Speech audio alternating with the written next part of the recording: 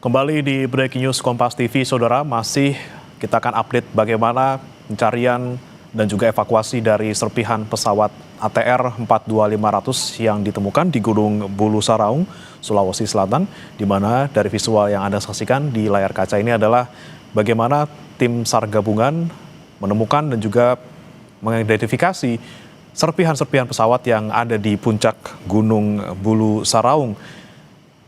Setelah menemukan serpihan berupa window, kemudian badan, dan juga ekor pesawat, kini tim SAR gabungan fokus pada mencari badan pesawat utama.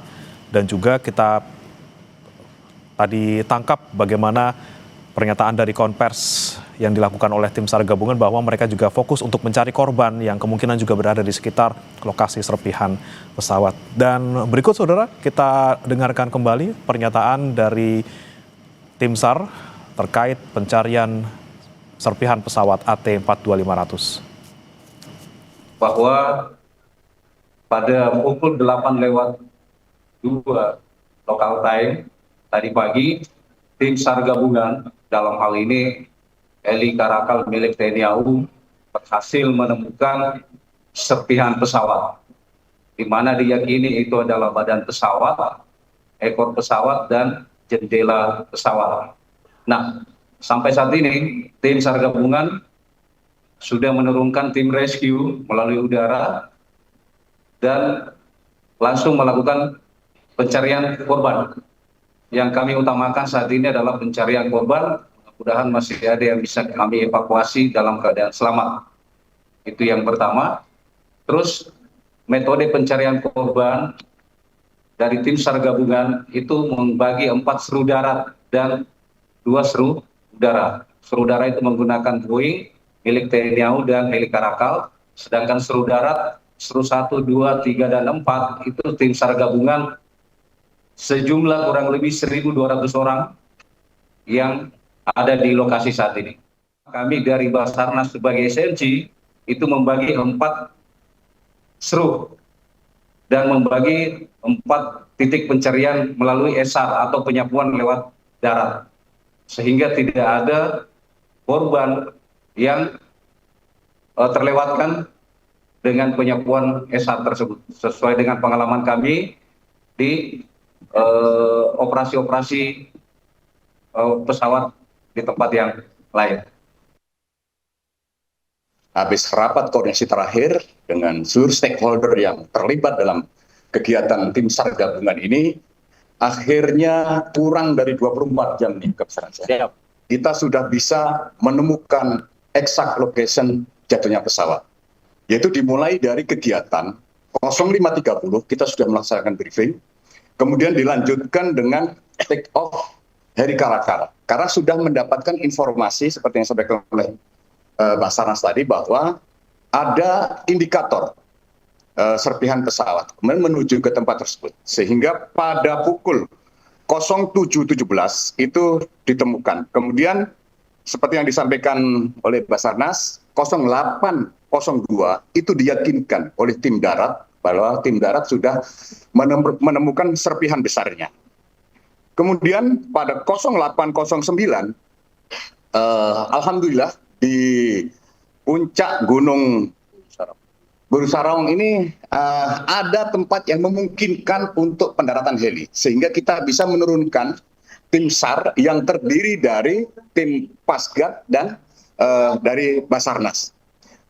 Mereka membawa peralatan, di samping itu juga membawa alat komunikasi, sehingga kita yang ada di Pusko itu bisa langsung berkomunikasi dengan tim yang ada di TKP ataupun tempat pesawat itu jatuh. Kemudian pada 08.17 tim SAR kita 5 personil Pasgat dan 1 personil SAR sudah bisa turun dari heli dan sekarang sedang meyakinkan bersama dengan tim darat. Perlu saya sampaikan bahwa kondisi medan sangat ekstrim, kemudian cuaca juga demikian. Hari ini di samping kita mendapatkan kondisi medan yang seperti itu, juga cuaca sekarang di daerah tempat kejadian itu cukup berkabut. Kemudian hasil temuan tim SAR intinya adalah kita sudah menemukan dua bagian besar pesawat terdiri dari badan pesawat, ekor pesawat, serta jendela pesawat. Ini sudah ada koordinatnya dan sekarang tim darat sedang melaksanakan kegiatan di lokasi pendaratan.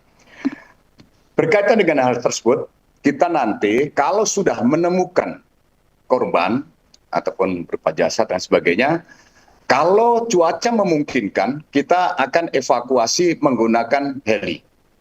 Dengan catatan safety first apabila kondisi cuaca dan medan memungkinkan. Kalau tidak, nanti kita akan bawa korban yaitu ke pos yang sudah berfungsi, yaitu di wilayah Kabupaten Pangkep, khususnya dari pos desa Tompobulu. Di sana sudah ada pos gabungan terdiri dari TNI, Polri, serta pemerintah daerah. Dan tadi sudah dipimpin langsung oleh Bapak Danrem 141 Totupuli bahwa beliau sudah memimpin kurang lebih 145 tim gabungan. Dan nanti setelah sudah sampai TKP hari ini sudah dibagi menjadi beberapa tim. Intinya di sana adalah kerja body system, minimal bergerak satu tim, mengingat kondisi cuaca dan medan yang cukup ekstrim.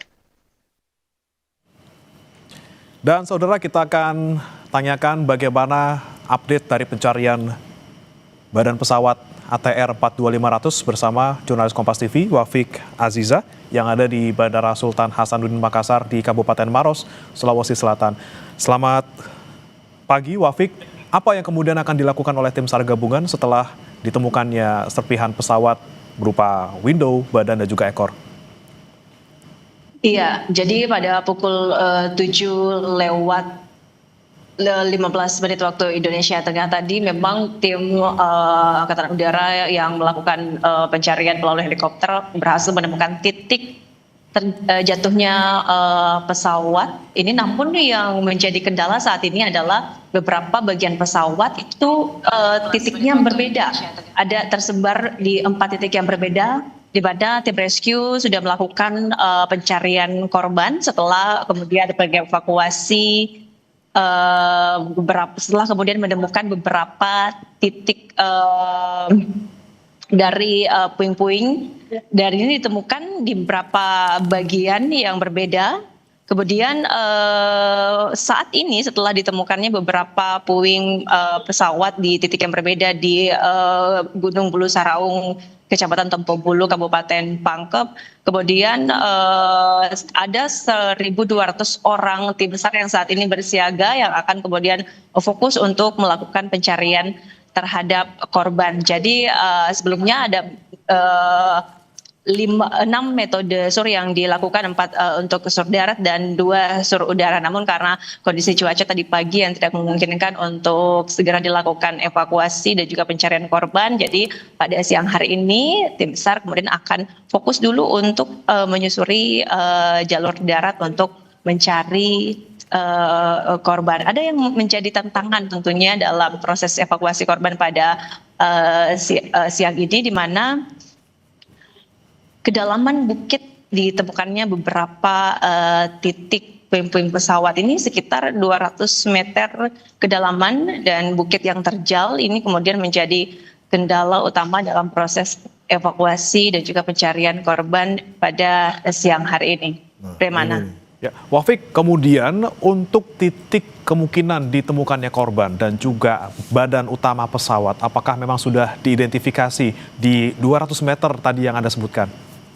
Baik, ada dugaan dari pihak Basarnas bahwa pesawat yang kemudian ditemukan di Bulu Saraung ini menabrak gunung, menabrak lereng hingga kemudian terpisah jadi beberapa bagian. Ini kemudian yang menjadi fokus utama dari tim Basarnas untuk menyisir titik-titik. Ditemukannya banyak puing-puing dari proses evakuasi yang dilakukan pada pagi tadi.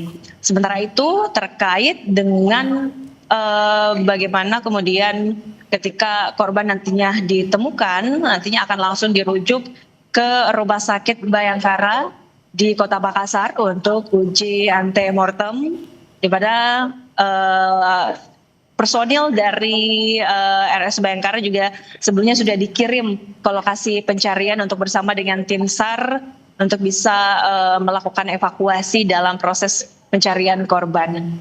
Terkait dengan data untuk uji antemortem dalam pencarian korban ini, sudah ada satu data di RS Bayangkara, ada satu adik kandung dari co-pilot M. Hairul Gunawan, kemudian juga ada di Jawa Barat yang di mana tim dari Polri sudah melakukan jemput bola untuk videokes antemortem pada hari ini. Baik, sudah ada data antemortem dari satu keluarga, salah satu penumpang dari pesawat ATR 42500. Kemudian saat ini difokuskan di 4 titik pencarian. Terima kasih Wafiq Azizah melaporkan langsung dari Bandara Sultan Hasanuddin Makassar di Kabupaten Maros, Sulawesi Selatan. Selamat bertugas kembali. Kita masih akan update saudara bagaimana pencarian pesawat ATR 42500 usai jeda berikut. Masih bersama kami di Breaking News Kompas TV, saudara, dan juga masih di studio Marsma TNI Purnawirawan Agung Sasongkojati, pengamat keamanan dan keselamatan penerbangan. Kita bahas kembali, Pak Agung. Tadi tim SAR gabungan fokus pada 4 titik pencarian. Ada 6 metode susur yang dilakukan untuk bisa menemukan baik korban maupun juga badan utama pesawat. Apa yang kemudian harus dilakukan mereka untuk bisa membuat pencarian ini lebih efektif, juga lebih cepat gitu, Pak?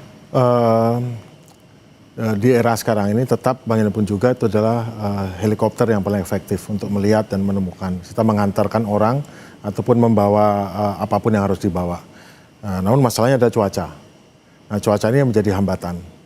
Kalaupun tidak cuaca juga mungkin waktu terbangnya atau lama terbangnya.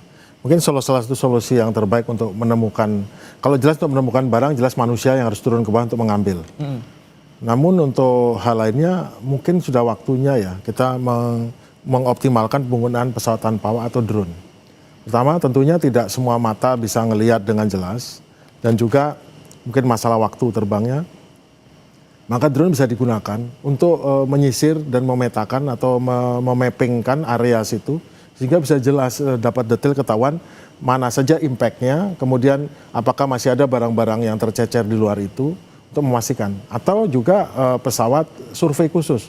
Namun tentunya pesawat survei khusus kan memerlukan persiapan dan selalu terhambat antara kesiapan orang, kesiapan pesawat, kesiapan cuaca gitu. Nah, untuk ini karena ada kan mungkin cuaca mungkin tidak bisa hari ini atau besok pada saat masih cerah, masih bisa terbuka, itu langsung menggunakan pesawat tanpa awak untuk memapping, mensurvei area tersebut untuk membantu lokasi mana. Nah, sedangkan untuk kecepatan ini tentunya ini harus dirotasi ya, tidak bisa orang yang sudah 2 hari 3 hari di sana harus dirotasi dengan. Nah, rotasi yang cepat ini tentu harus membutuhkan sistem personil. Jadi personil tambahan dibawa ke base camp dan segera dirotasi. Jadi kalau tidak bisa selesai dalam waktu sehari 2 hari 3 hari tapi seminggu, ya tentu dalam waktu mungkin 2 hari 3 hari harus dirotasi orang-orang yang nyari ini. Dan juga tim-tim leader daripada pencarian mestinya juga harus menurunkan pada tim leader baru apa pencapaiannya. Nah tentu kan sini sudah tim KNKT sudah harus masuk ya, karena bagaimanapun juga pencari dan tim untuk penyelidikan sudah harus masuk untuk memetakan, mendokumentasikan apa saja ditemukan. Dari situ bisa disusun kronologis atau disusun bagaimana duduk perkaranya ataupun situasi kejadian bisa direkonstruksi ulang. Dan mungkin bisa ditiru di simulator untuk mengetahui apa yang terjadi. Digabung dengan data yang didapat dengan flight recorder dan black box. Oke, tentunya tidak hanya tadi proses pencarian, tapi juga KNKT juga harus turun untuk bisa dari awal gitu ya mendeteksi apa yang kemudian menjadi penyebab pesawat ini. Lagi-lagi penggunaan teknologi seperti drone juga bisa membantu untuk bisa menemukan pesawat ini lebih cepat. Kita harapkan semoga Pak Agung pencarian hari ini membuahkan hasil yang signifikan dan kita juga bisa mengetahui bagaimana pesawat ini bisa jatuh dan juga menemukan korban dengan cepat. Terima kasih Pak Agung Sasongkojati, pengamat keamanan dan juga keselamatan penerbangan sudah bergabung bersama kami di Breaking News. Selamat pagi. Terima kasih. Saya ikut berduka cita atas kejadian ini. Baik, kita harapkan yang terbaik untuk semuanya.